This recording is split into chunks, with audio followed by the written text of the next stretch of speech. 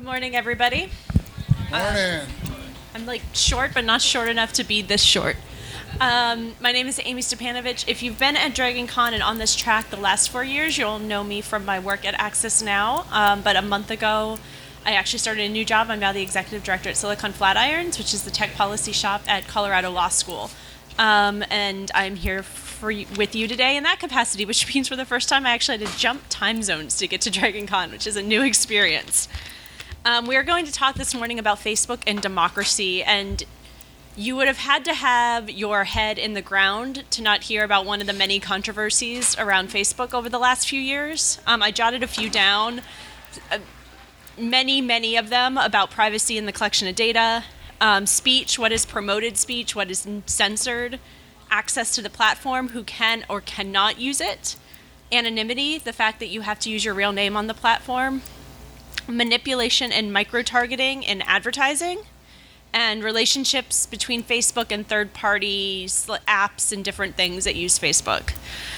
But through all these controversies, society hasn't really changed much. And I know a lot of people think society's changed a lot over the last few years, and I'd agree with you. But over time, we still have news, we still have discussions, we still have satire, we still have false information, we still have public discussion. These things have been around since people learned to communicate. They're still around today, they're just in a slightly different form. So what has changed? And I want to introduce two broad topics that this panel will probably dig into a little bit. One, how has Facebook and social media changed the world, or if they have? I listed a few things. I think they've changed the ease of access to information, amplification, reach, and compartmentalization. The fact that you can now push things into different categories and purposefully not expose yourself to certain things. The other main category is, how do you solve for these issues? I don't know if we're going to come to a solution in the next hour. Many people much smarter than I have been trying to come to a solution to these issues for, a decade and haven't reached it, but let's talk about that. Is there more regulation that's needed? Broader shifts in digital literacy? Societal changes? What do we really need to focus and dig in on to see progress here? I'm going to turn to my fellow panelists and let them introduce themselves, and then we're going to go back across the table and do some opening statements from each of them. So why don't we start, Dwayne, with you for introductions? Okay, thanks, Amie. My name is Dwayne Goetzel, and I'm a lawyer from Austin, Texas. I deal with intellectual property matters, so copyrights, trademarks, domain names, litigation, licensing, that sort of thing. And so let me just say, as a lawyer, all of my comments, anything that I say today is going to be prefaced with the word alleged, because I don't want to get sued by Facebook for trade slander or anything like that. So that's it for me. So I'm Tyra Burton. I'm a professor at Kennesaw State University. My kind of field of play is Facebook and social media, so that's what I specialize in as a marketer. So it's kind of a strange place for me to be talking about, because I'm kind of sometimes the bad guy when it comes to social media. So we'll have that side of the fence.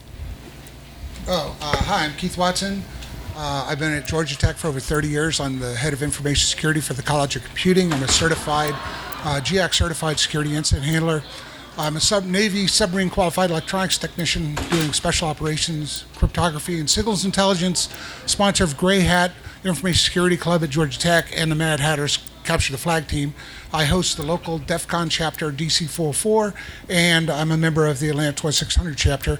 Also a member of EFGA, if you're not familiar with that, that's Electronic Frontiers Georgia. I'm a co-developer of the Network King of the Hill Capture the Flag system, and we host 2 monthly Capture the Flags at DC 404 and 2600. I've been following the use of social media bots in particular, because they spam all over my Swiki pages for psychological and disinformation warfare. And they've been run by U.S. citizens, U.S. political campaigns, and foreign nation-state actors. So this should be a really, really fun thing. They tread all over the First Amendment, so they're actually making us decide whether we really mean to have everybody, are these inalienable rights, that everybody has free speech, or just some have free speech? That's the battle that we're facing right now. So the room behind us is making me realize that we have not told enough jokes and gotten you guys laughing enough. This topic doesn't really lend itself to a lot of jokes, but I'm going to ask you all, I'm going to count to 3. And to wake everybody up, we're all going to cheer and laugh and be really loud for like 5 seconds. All right? Ready? 1, 2, you all have to participate. 3.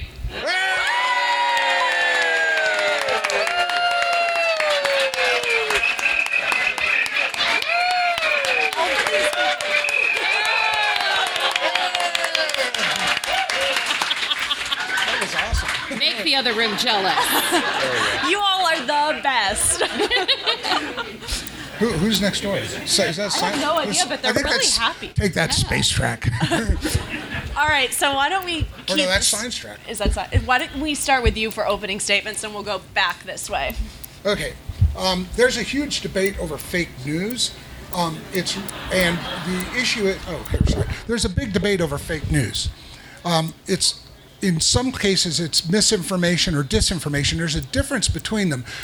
You can have misinformation, which is you cite facts, but you don't give any corroborating evidence, or the evidence that you give is wrong. It's not the correct backup for that fact. It is a fact, but you don't provide supporting evidence. The other is you actually provide false information and potentially back it up with some kind of evidence that in itself is false. The question is, what's your target? What are you trying to do? You can be just trying to sow chaos. You can be trying to actually get people to do something that you have a specific thing in mind, or you could be trying to stop people from doing something you have in mind. You'd be amazed how many times it's just sow chaos. How'd they say that in Batman? There's some people who just want to see the world burn. So just to give you an idea, this is a brief timeline of events. In 2004, Renee DiResta... Oh, no, I'm not projecting, sorry. By the way, if anybody wants any of these references, I can make them available to you. I had so many links, I had trouble paring it down to just this.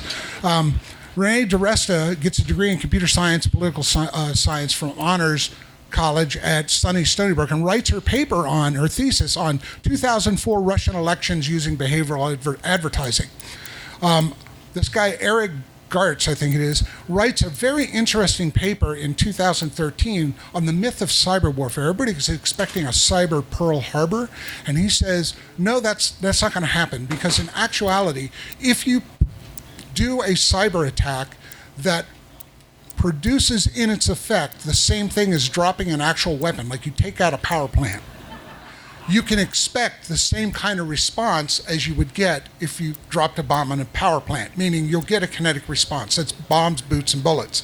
So the only people who can actually wage that kind of warfare are the people who can back it up and defend against a kinetic response. So that's not what we should expect. What he doesn't say is, well, then what should we expect? Well, we've actually, unfortunately, witnessed it.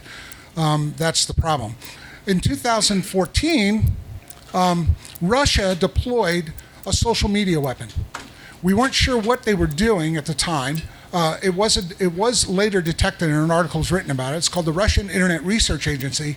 They put out fake news about an accident of a chemical spill in Louisiana, in Centerville, Louisiana, including a YouTube video. They also produced a fake news of an Ebola breakout that coincided with all the Ebola stuff the doctors at Emory were doing, including a fake video on YouTube. And they also did coinciding with the Michael Brown incident in Ferguson, they showed a fake video of a woman being shot by Atlanta police, an unarmed woman being shot by Atlanta police. In 2015, Renee DiResta, remember her from before, she starts tracking social media posts because she's helping a bill, trying to get a bill passed in the California State Assembly, SB 277, to make sure that people vaccinate their kids to go to school. And she notices this massive surge of negative sentiment about this bill online. So she does an investigation and realizes it's a very small number of people using many, many accounts to make it look like a huge population of people. And they're deliberately targeting ads and targeting content to rile up people and create as much chaos over this bill as possible to hopefully not get it passed. It did pass, by the way, and she ended up writing a Wired article called Anti-Vaxxers Are Using Twitter to Manipulate a Vaccine Bill, not necessarily Facebook in this case. She was tasked in 2015 by the Obama administration because they noticed that the Russians were using social media to attack voting, and so they contacted her as an expert in this area because of her article and her work to head up an investigation into that. In New York Times, they published an article in 2015, The Agency, which is about those events that the Internet Research Agency did back in 2014. That was the article that I noticed, and I said, wait, what? I hadn't noticed this up until then. I was battling bots, but I didn't know that this was going on. So I read this, and I was instantly intrigued, given my background. What's your background? Well, I was on submarines. I did special operations, crypto, and signals intelligence, and that's all I can tell you. So now, in 2016, Cambridge Analytica built a weapons platform. They use this social media weapons platform deliberately to be used to target audiences with whatever message you want, as long as you would pay them. So they actually did 3 major events. One was the 2016 Ted Cruz presidential candidate campaign, then the Trump presidential election, and then Brexit. There was a movie later to come out just recently called The Great Hack. If you've seen it on Netflix, I highly recommend you watch it. It's scary. Okay, in 2017, the Senate Select Committee on Intelligence issued a paper, and it was about social media as a weapon. In 2017, a series of congressional hearings, Renee DiResta and some other people published the Tactics and Tropes of the Internet Research Agency as part of a congressional hearing. In 2018, March 2018, House Permanent Select Committee on Intelligence Russian Report on Russia, Active Measures, Social Media as a Weapon. Then Harry Farrell and Bruce Schneier published Common Knowledge Attacks on Democracy in October 2018. Georgia Tech Cybersecurity Summit breakout session, this was in October 2018. I was in attendance, and there were people who were involved in the Renee DiResta research project that was tasked by the Obama administration, talking about the research they'd done. And at that time, by that time, I'd done enough analysis on my own, so when somebody in the audience raised their hand and said, yeah, but why did they do that back in 2014? And I raised my hand and said, because it was a weapons test. They wanted to actually fire a weapon to make sure it worked, cause an effect that they could monitor from afar that wouldn't actually produce a response either diplomatically or kinetically, or a cyber response. And that was my take on it. So I said that, and the researcher said, yeah, that's the same conclusion we came to. So that means they're testing this weapon. The only thing was, no consensus on why they were building the weapon. We had no idea what they wanted to use it for. So they got this cool weapon, but what are they going to do with it? Well, we unfortunately found out later. In 2018, NATO's Strategic Communications Center publishes a report, The Black Market for Social Media. Yeah. And then Bruce Schneier again publishes another essay, Defending Democratic Mechanisms and Institutions Against Information Attacks, which is what you were talking about defending. And in 2019, General Nakasone, commander of the United States Cyber Command, says, I assess we are seeing what we term corrosive threats in which malicious cyber actors weaponize personal information, steal intellectual property, and mount influence campaigns. Such measures have and will have strategic effects on our nation and allies. By the way, if you think the Russians are the only ones doing this, think again. We do it, and we do it to ourselves. The Mueller report, yeah, social media as a weapon. New York Times article, 2019. FBI warns Russians' interference in 2020 race and boosts counterintelligence and operations. Social media as a weapon.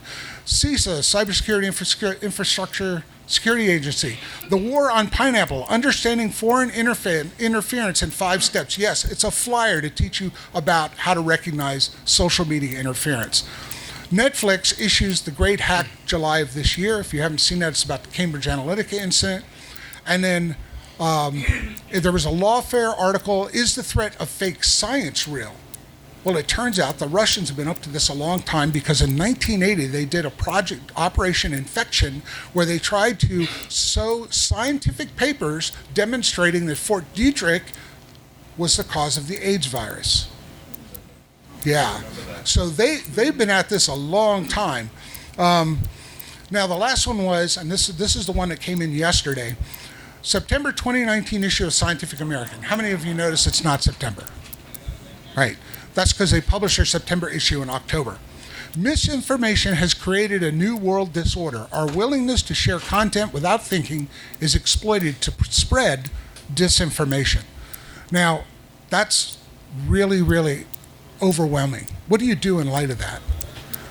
What system could we possibly put in place that could protect you from this when anybody's allowed to say whatever they want? Well, that's the question. What are we going to do about this? Well, unfortunately for now, the only person who can help you with this problem is the one looking back at you in the mirror in the morning. You're going to have to train yourself to not be deceived by this. For now, that's all we have that I know of.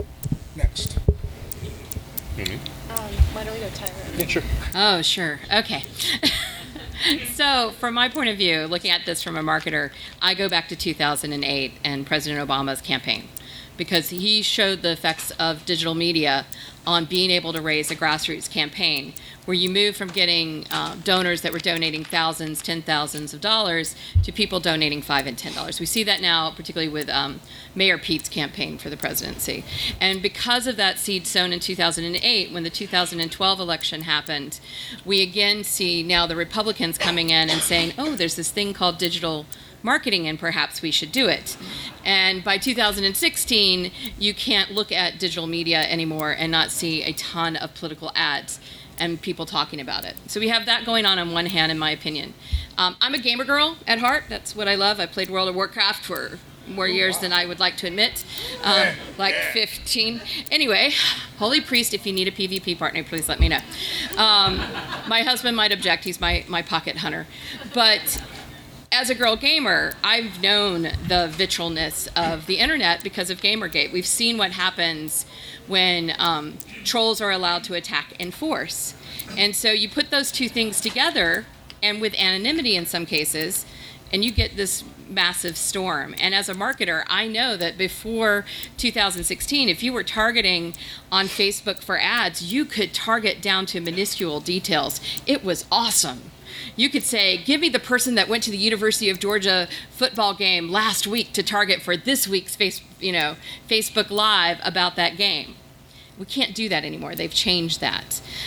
We don't have it where a company can take out an ad. Before, you could take out an ad and nobody besides the people you targeted and you and Facebook knew who saw that ad and what that ad was. Now if you go to a page, their promotions are there. There's actually a tab you can click on to see what they're doing. Pages now get rated on their quality. How much fake news are you putting out there? So they're putting out these quality checks. I don't know if you know this, but Facebook across the globe has gotten with fact checkers to look at what's being posted, which is both awesome and what about free speech? Yeah. So it's a double-edged sword, and that's what social media really is. It's a double-edged sword. It is the most beautiful, brilliant thing ever. Like right now, I know what my godchild is doing in Florida with a hurricane coming, whether her parents are crazy or not and stay, we don't know. But we know if we should panic because of Facebook. I knew my nephew was born because of Facebook, because they didn't have time to call people. But on the other hand, I've been ripped to shreds on Facebook for saying something that maybe wasn't the most appropriate comment for the group I was in. So it is this double-edged sword. And how do we handle that? And as a people, we have to choose to educate ourselves. And sadly, not everybody does. Though I am astounded and thrilled that this room is packed at 10 a.m. on a Friday at DragonCon, and most of you look pretty good. I mean, it is day 2. I remember when this was day 1, and back in the old days, and when there were 12 of us. When there were 12, and I was expecting 12 people this morning. I'm glad I put on makeup, so thank you. And I'm just saying, y'all might be on Facebook later because I took a picture, but so I'll black you out if you need me to. But I think that's what we're at. We're at this place where it's this beautiful thing, but it's this horrible thing as well. And marketing has a tremendous impact on that. And I think really, from marketing's point of view, 2008, that presidential election is where we really started to see what we can do in digital media to bring people to the polls. I differ a little bit with respect to the beauty of it. I'm an optimist. I'm just going to tell you that now. I'm like the Tinkerbell, so. Yeah. So I like to think that I'm neither a pessimist. I don't see a glass half full or half empty. I just see a glass that needs to be washed. As the dishwasher in my family, I completely appreciate that. So The problem I have with social media is, everybody in this room is intelligent and well-informed. You wouldn't be here if you weren't. The problem is that in 2018, Pew Research Center did a study that showed that about 70% of the American population gets at least some of its news from Facebook.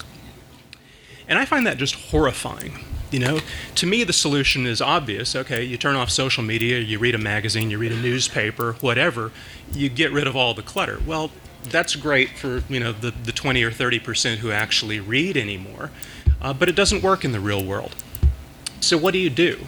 In 2016, the Trump campaign, they identified 13.5 million persuadable voters in 16 states. And they used 100,000 different variants of micro-targeting to get down to a block-by-block basis of who they could persuade. Because all they knew, all they had to do was persuade a certain percentage of people in those states, and you sway the entire election. Well, we're now living in a world in which social media has contributed to, let's just say politely, the chaos that we're living in right now. And something has to be done about that. The media regulates radio. It regulates television. We all remember years ago, Janet Jackson exposed a nipple for a few seconds, if that, and people lost their minds. Yeah. The problems that we're having now, I would say, are a little bit more serious than breast exposure, at a halftime game. Oh, yeah. We have to take this serious, and we have to get policymakers to take it serious, because what's happening is our entire system of government is being undermined, and we are going to lose that. And I guess the big takeaway I always have is people tend to think that democracy is inevitable. Oh, we've lived with this forever. It's always going to be this way. No, it is absolutely not. And the example I always give for that is I always ask people, how long do you think democracy lasted in ancient Athens? And most people tend to say, a few hundred years. No, it was about 75 or 80 years. It's a very difficult thing to sustain. And if we don't get busy, and if the people who are informed, if we don't spread the message and get others to be informed, we are going to lose out, and we will be, you can just kiss democracy goodbye, one little step at a time. That's the inherent danger, and that's why I don't see the beauty in it. Yes, it could have an important effect on society, and by that I mean a positive effect, but that's outweighed by the danger that it presents to us now. See, and I think it's also a place where we can combat that. So I'm part of a huge group that is mostly women, to be honest with you, that talks about what challenges we face in society. And without social media, it's like 100,000 of us would not be able to be having that conversation. Mm-hmm. So it also gives us a rallying point for democracy, as well. But I think the other thing we're fighting against is intellectualism being seen as a negative. Being smart and being educated not being seen as a positive is a problem we have. That's a major danger. And I think that's historically been the case throughout our entire history. Intellectuals tend to be lumped as, the eggheads. You don't want to listen to that person. That's not someone you want to have a beer with, to go back to an earlier campaign that will be nameless at the moment. That's right. So I want to open up to audience questions as quickly as possible, because I know, this room is full, guys. It's real full. But to start with just a few level-setting questions, and these are for the panel too, and I will raise my hand as well. How many of you are on some form of social media, not just Facebook? How many of you follow a decent number of people on social media who you would say you strongly disagree with on a regular basis? How many of you have received some form of your news on social media? How many of you have clicked on an ad from social media? How many of you have actually bought something? Okay, so if you haven't looked and seen, almost the whole room started with their hands up. And then when we got to the end, I think there was about 10 people. And from the beginning to the end, I think there was a drop every single question I asked. So that's a really interesting, you can see the progression there. Audience questions for the panel. Oh, by the way, they're recording the questions, so the guy with the orange fuzzy mic there, have him throw that to you. Yeah, it's just throwable. Throw it to you so we get it on tape. Yes, you mentioned the Janet Jackson thing, and the reaction was in part because the government has rules about how things go on TV. And so you say there's a problem on social media, and the government currently regulates TV and radio, so that leads to the obvious question, what then should the government do to regulate the internet? That seems to be what you were kind of pointing toward, but we need ideas about what is and is not appropriate. Do you have something to suggest? Mm-hmm. Yeah, I mean, it's a really, really difficult thing because anyone can say anything at any time. My grandmother could get on something and broadcast to the entire world. So how do you combat that? Facebook was just fined $5 billion as a result of the privacy breach issue, which sounds like it's really momentous, but that's a month of its revenue. Literally 1 month.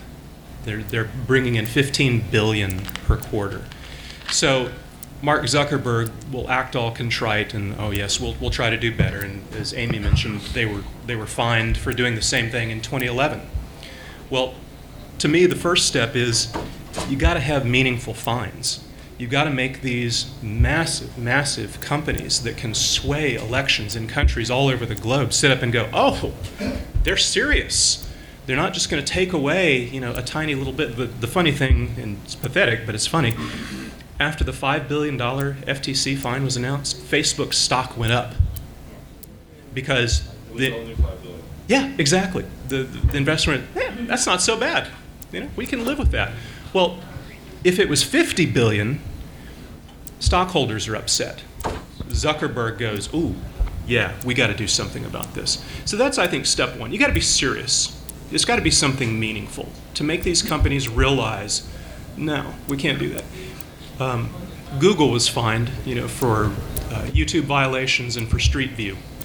For a period of years, their Street View cars were going around. Well, they were actually siphoning off data from all of the places where they went. And so they were fined. And for Google, it was $13 million. I mean, that's literally like me digging in and pulling out a dime and going, here you go. Not to mention that actually wasn't against the law until they changed it. Right. And it was based on one judge's ruling over 50 years of case law, and they threw it out with one judge. Mm-hmm. Yeah. I have a little presentation on that one. So I think you also have to have more transparency. There's got to be disclosure. Right now, dark money goes into Facebook. You don't know who's buying it. You don't know, what it's been used for. And Brexit was caused basically by that. So the defining, the transparency, there has to be a lot more knowledge. They have to come clean and can't just say, no, this is our data. It's proprietary to us. You can't use it. I think there has to be full disclosure and transparency. A couple of things I want to add, because you talked about broadcast and regulation. And so broadcast television, the reason that the government regulates it is because it is freely floating in the air, and when you turn on your TV or radio, it is there. And that allowed the government to regulate it in a way that they don't regulate things like cable television. The inherent qualities were different, and so you subscribe to cable television. You have to choose to it. You said broadcast on the internet. That is kind of what we think we're doing, but a lot of content on the internet, you have to choose to access it in a way.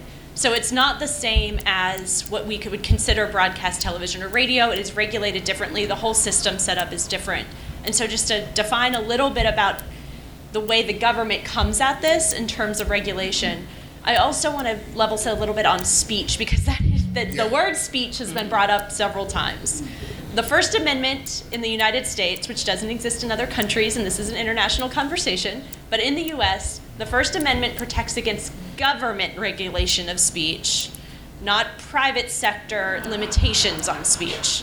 And so when we talk about social media, I want to, we're not talking about necessarily a First Amendment issue unless we're talking about government regulating social media, and then we get into potentially hugely unconstitutional issues. We're talking about instead, there are some statutes that are relevant. Many of you may have heard of Section 230 of the Communications Decency Act that has been in the news a lot lately. We can talk about that a little bit more, but to put those into two very separate buckets, government regulation, company restrictions, different things. Yeah, there's also a rather interesting problem in that all these social media companies come under what's called the Carrier Act, meaning they're not liable for the things that are posted by the people who use their service. In order to do that, they have to pass all the information equally. The minute they start censoring the data, they're no longer a carrier. And therefore, they're like a newspaper, and they're a publisher, and they're required to be responsible for it. Or that's the theory, anyway. So The 230 actually allows and promotes platforms to regulate content. They want you to do it. So you get the 230 And you're protections still- whether you limit content or not. Oh, okay. I was wrong on that. It's actually a really, really common misconception. I can tell you more than 2 hands full of people who have been really trying to get that misconception done away with, but they can only write so much, and when other people are writing, a lie gets around the world faster than the truth can get its shoes on. yeah, we can fix that, though. We have social media weapons. We can fix that misconception. Yeah. They're working on it, but that is a misconception. I want to clear. All of you in the room can now go out and look that up and share that that's a thing. Yeah, afterwards, I want to ask you to get some details on that. So, yeah, there's the issue. And the other thing is, it's not possible to have a person look at every single post. So you have to use AI to do it, and AI is imperfect. Not to mention AI, based on the training model, can be biased.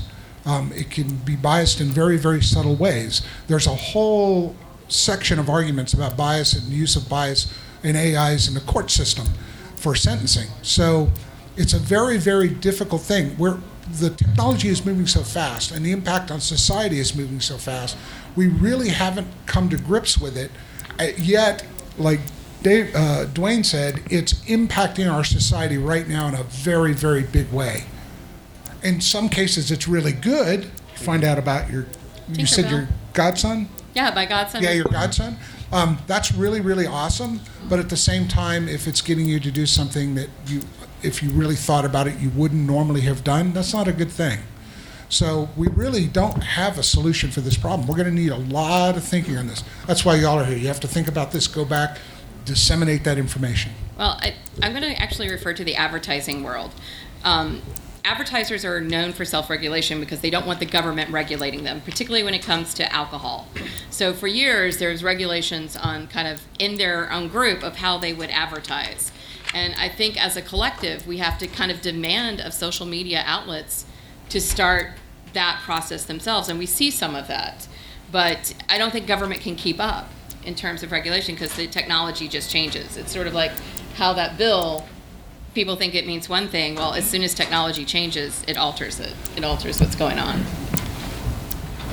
This morning I was scrolling Facebook and I read an article that the Washington Post published like 3 years ago, saying that the Chinese government is posted or paid people to post like 450 million comments, fake comments on social media. What are they trying to accomplish with the 450 million posts per year on social media? What can we do to like help stop that? Wow, that's an interesting issue because our laws, any laws we pass here, have no effect on China.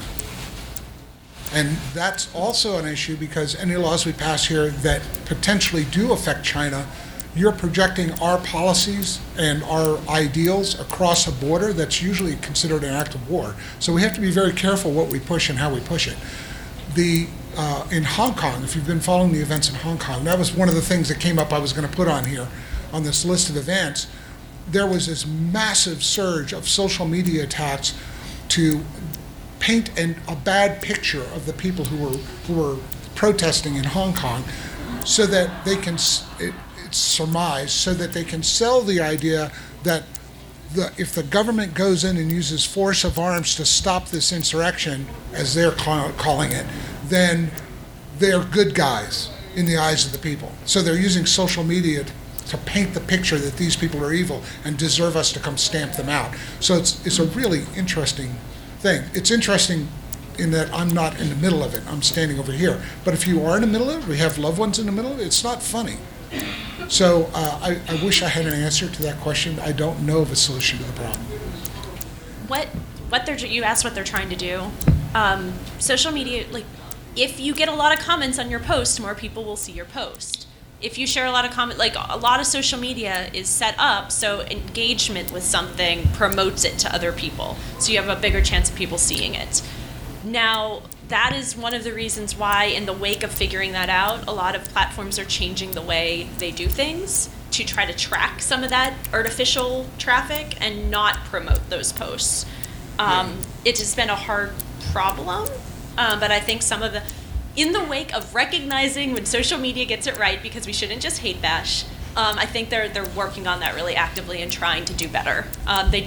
They're not necessarily always doing better, but they're trying. Yeah, one of the, I don't remember which one it was, might have been YouTube, took down 200 channels in the wake of what you're talking about. Yeah. So they are trying to do things. The problem is they also took down, I forget what it was. It was rather benign, but in the wake of some event they were taking down, they took down a whole bunch of content that was considered educational and valid. And so the AIs aren't exactly very tight, and so it can cause as much damage as good when they try to exercise automated ways of dealing with this. So I'm going to recommend we take 3 questions from all of you, because we have 20-something minutes left, so I'm not cutting you off, but I want to get as many of you in as possible, so we'll take 3 questions and then we'll respond. I was recently put in Facebook timeout for 3 days for inappropriate content, and all I did was like a reply that was an anti-white supremacist reply. And how does that happen? I could not post, I could not like, I could not do anything. And it was something that was anti-white supremacy. What is your thoughts on that?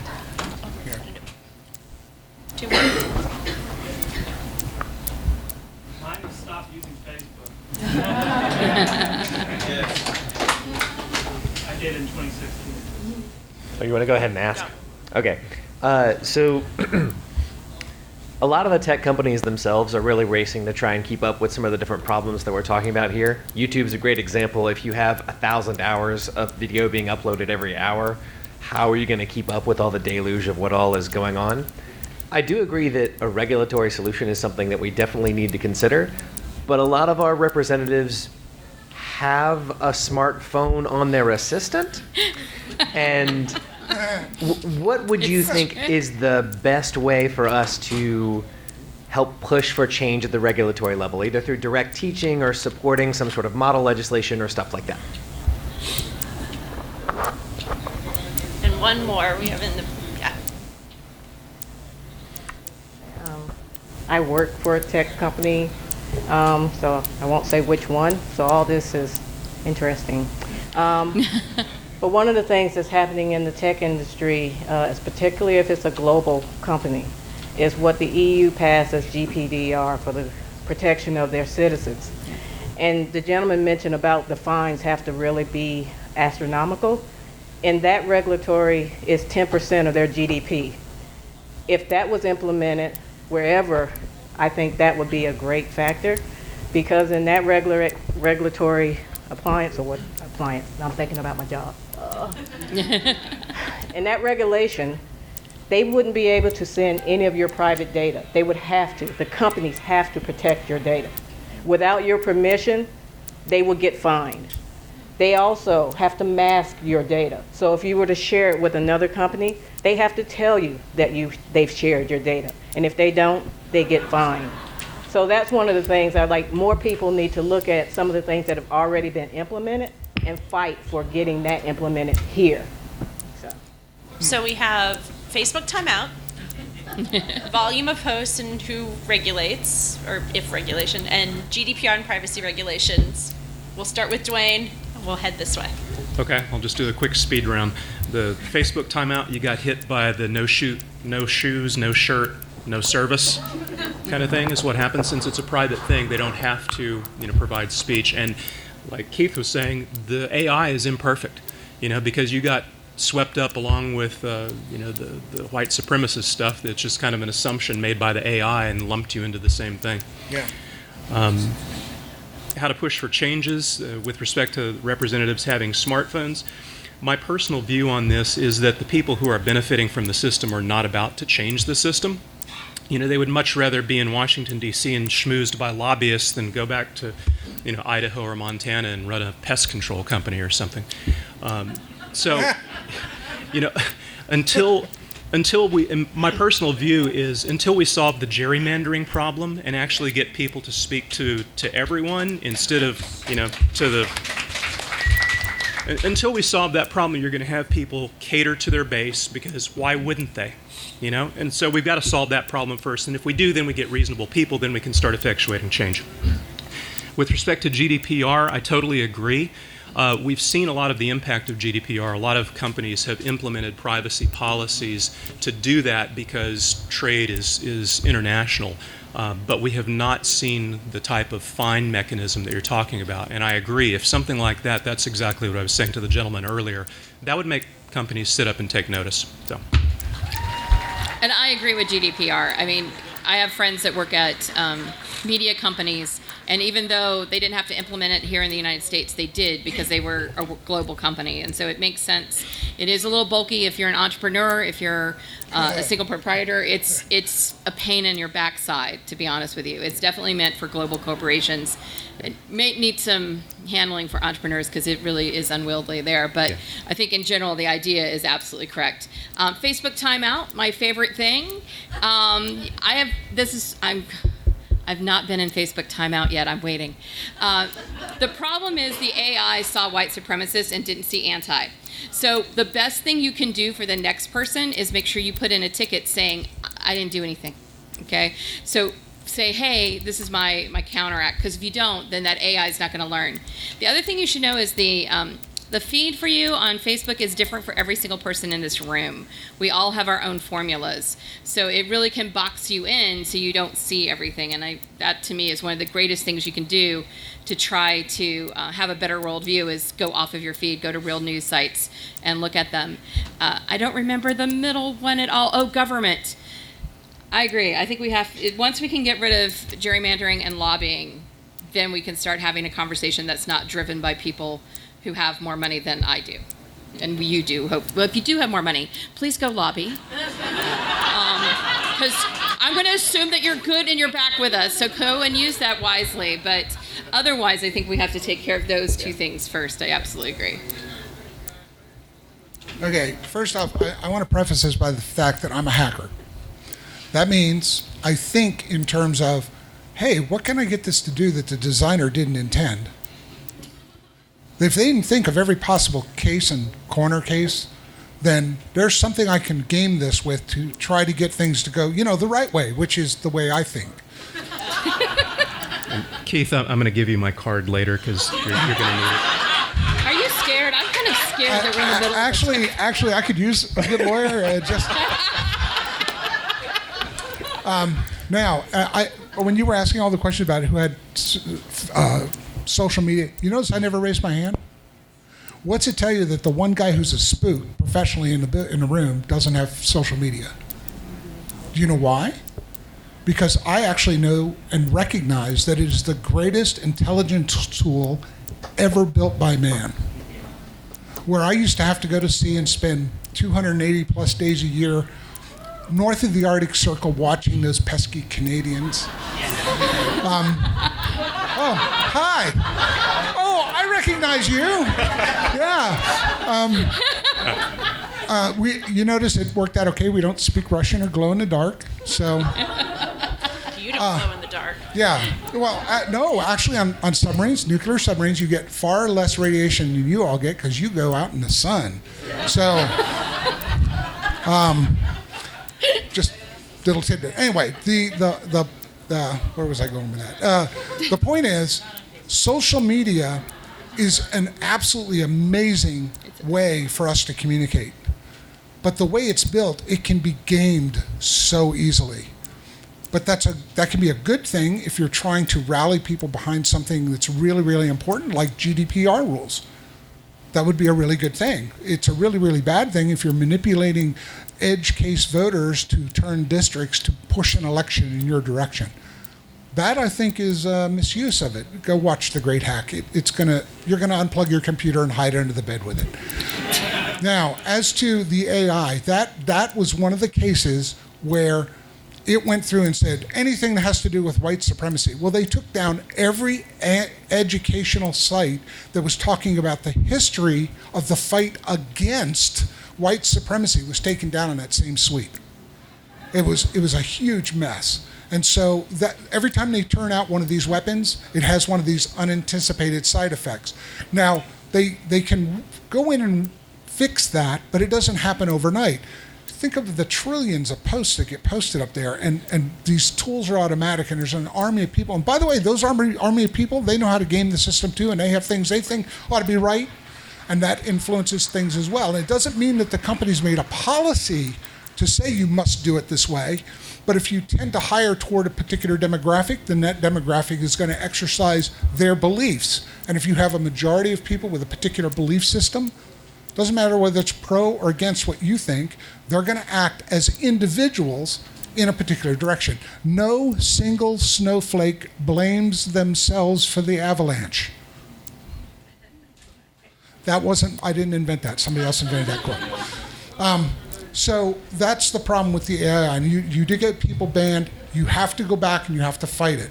You have to do this as individuals. There's no automated big thing overhead that we can push a button and make it happen. Unfortunately, that just doesn't exist yet.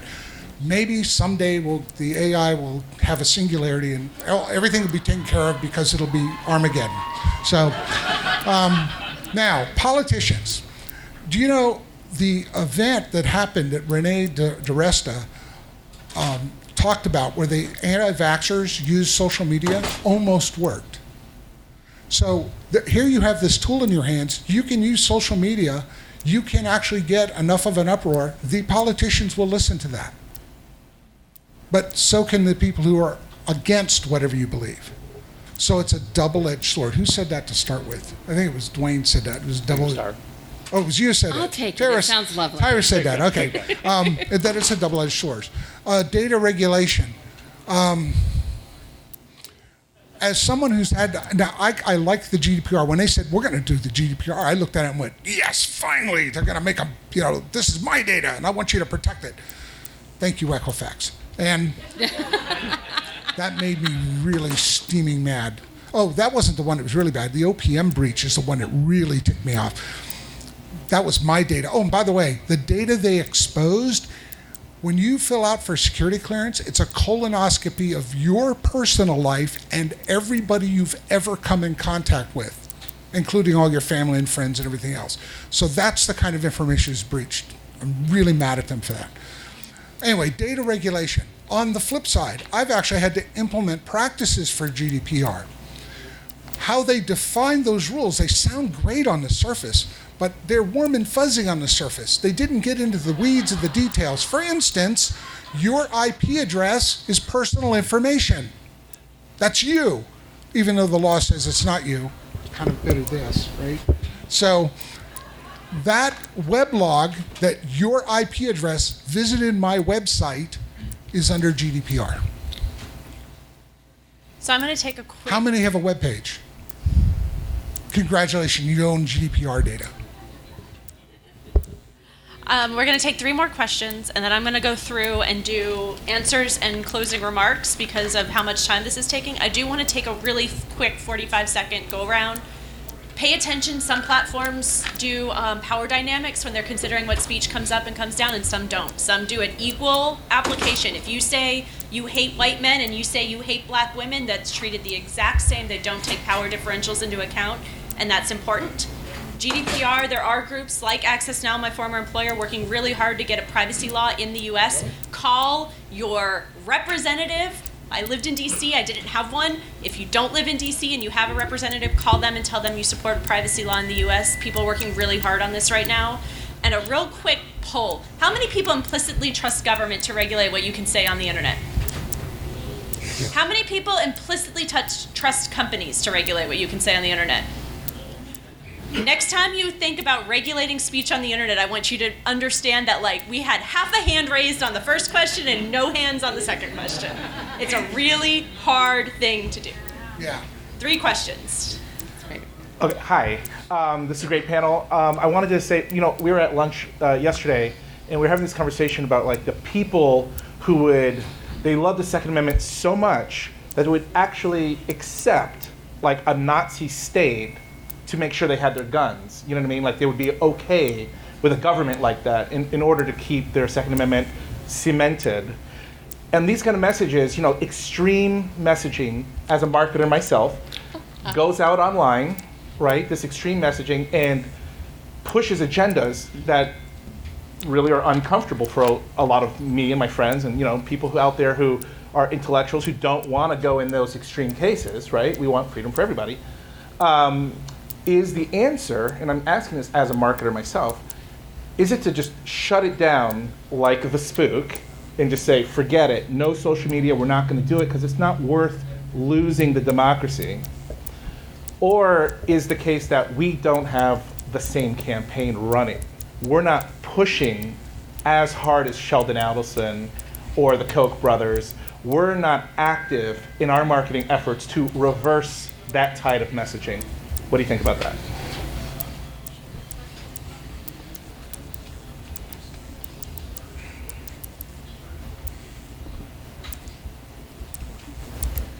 I was wondering what you thought about in other countries where they limit the period of campaigning before an election, and if you thought that implementing a similar law here might cut down on some of the political misinformation and those campaigns, just by limiting the time frame in which that information can be spread.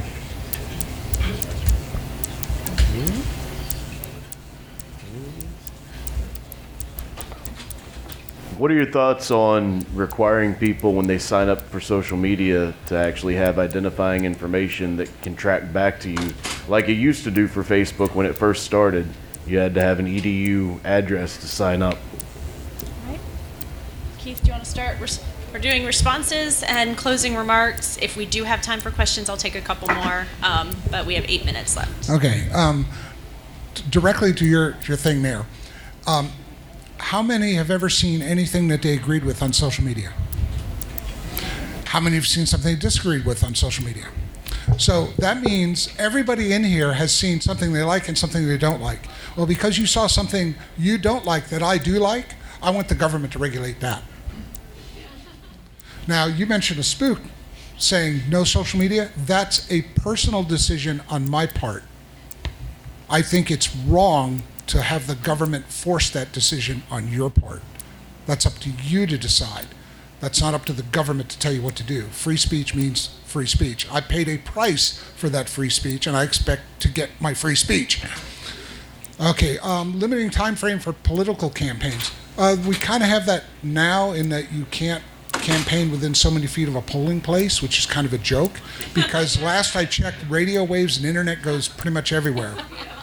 So, yeah, there might be something to be said for that. I haven't really thought about that. There might be unseen ramifications I hadn't thought of. The one thing I can tell you is this. If you want to do something about the problem, you're going to have to do some work. There's no free lunch here. You have to own the problem yourself. Like you're the only person working on it. Now, you're not the only person working on it because he might convince him to help him. So that's the idea. We have to do this ourselves. We have to start now. Don't be the target. Be the person the last person on the planet they want to target. Don't be that person. Do you want to? Okay. I'm going to start here because I think that in terms of marketing, this is just one of the things it does, and it goes back to the question you asked about what are they trying to do. It's breed discord, but it also, social media allows people who have unpopular opinions to be very vocal and suddenly be very popular. It's like the schoolyard bully all of a sudden got more bullies and now they've banded together. Yes. And what he said is absolutely true. The only way we as a community, and I'm hoping all of us in here don't want to live in a fascist community, is to stand up and say no. We have to stand up. We have to be vocal. And sometimes that's hard because, it's like if you're not a patriot, if you don't support X, when you hear those kind of comments, well, you have to be brave enough to say, yes, I'm a patriot, and I don't support X. And without that, it doesn't happen. If the minority gets such a big voice, the majority has to come back and stand up even louder and say, No, that's not the opinion of this country as a whole. And I think that's the only way we win. And I think as marketers, we know that. But what it's done, social media has done, is given voice to and a way for that group to form together so that they can communicate and seem very loud and very much like the schoolyard bully. I got so caught up in marketing, I can't remember anything else. So somebody give me a clue what else was asked. I absolutely positively agree, and I'll tell you why. Jaws. Jaws was the first movie that was ever marketed before a couple of weeks it came out. Before it came out, it was actually pre-marketed for several months. Now we get movies that are marketed for several years. And we can see that over several years we start to build this anticipation, right? We start to get emotionally connected. And I think we see that with political candidates. So I absolutely positively agree with a limited time for marketing because it prevents a little bit of that instead of multiple years of what's going in there. And I also believe in campaign a certain amount of dollars too. So, I hit everything? I think the last one was requiring Facebook or others to provide actual information. Well, I think they're trying to do that with their combination. With working with fake news sources throughout the world to try to get things flagged as fake news.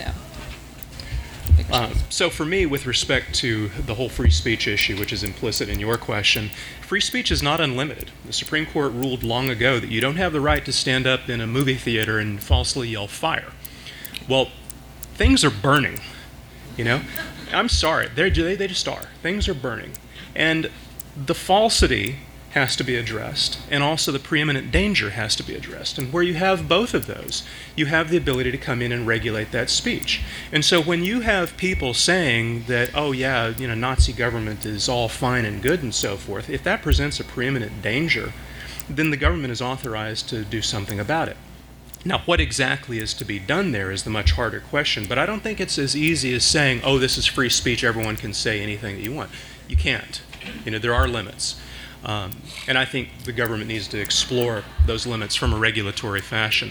With respect to limits on campaigning, I totally agree with respect to the dollar amounts and the time frame. However, England has that, and it didn't help them with Brexit. Huge amount of dark money was poured in at the last, unknown, violating their election laws. Carol Cadwallader with The Observer did a great TED Talk on this issue. I encourage all of you because it highlights the dangers in a very real sense of what social media means and what it meant to England, that they're now living in this post-Brexit world that was swayed by dark money. So yes, I think it would be a good idea. Whether that will help, I don't know, because then you can just pour the money in if it's not limited. And then, but on the upside, then maybe I wouldn't see, you know, Ted Cruz political ads in Texas, which would be a good thing for me. And with respect to social media requiring information, that gets to the very first question. I think transparency is a good thing. So I think having, you know, real people with real addresses and so forth, if you are advertising, if you are setting up a site, whatever, having genuine information so that you can be held accountable is a good thing for all of us. So we're at our last 2 minutes. Remember, this is not only a white, Anglo, wealthy country conversation. This is a global conversation. Yeah. Remember that for some people, anonymity and pseudonymity on the internet is a matter of life or death and vital when you're talking about some of these issues, and that we might want to preserve that. Remember that nobody agrees on who should regulate the internet. And remember to rate this panel in the DragonCon app and leave comments. Thank you that nobody in this room asked a question about voting on the blockchain. I appreciate that. Thank all of you for coming with us this morning. Have a great Friday. Yeah, Friday. yeah, Friday.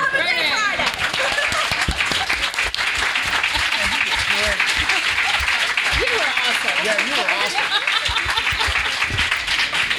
And thank you all for coming. This is the best Harry Potter / fiction panel I've ever been on.